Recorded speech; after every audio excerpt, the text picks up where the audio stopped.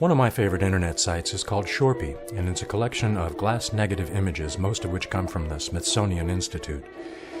Shorpy is what's called an aggregator site, and you can see I've been collecting Shorpy images. This is a copy of my Windows directory for a number of years, and I typically collect one or two images, maybe a day.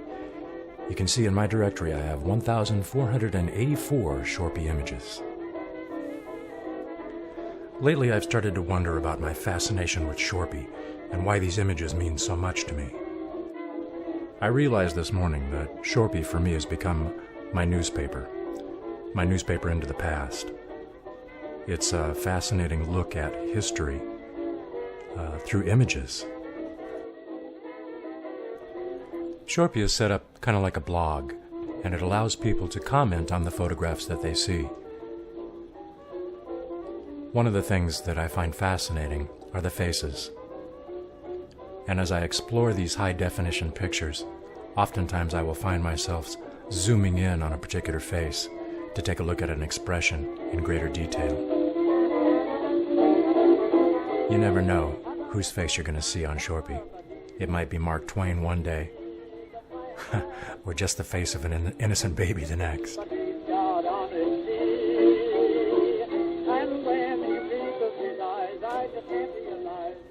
The faces all seem to be asking one question, and that question is, will I be remembered?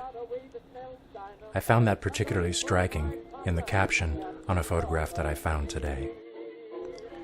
Washington, D.C., circa 1925, Miss M.K. Little, wondering, perhaps, if anyone out there in the 21st century will remember her. Photographed by Harrison Ewing.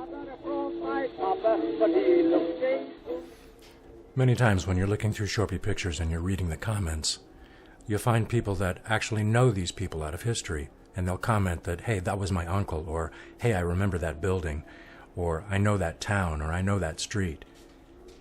And there's a connection to people's stories. I spent a couple of years in southern West Virginia working for nonprofit organizations.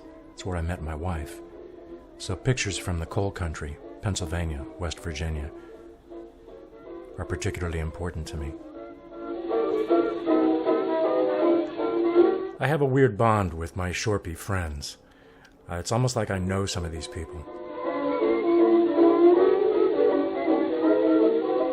Shorpy also points to a time when life was simpler. It also points to a time in history where life was very different.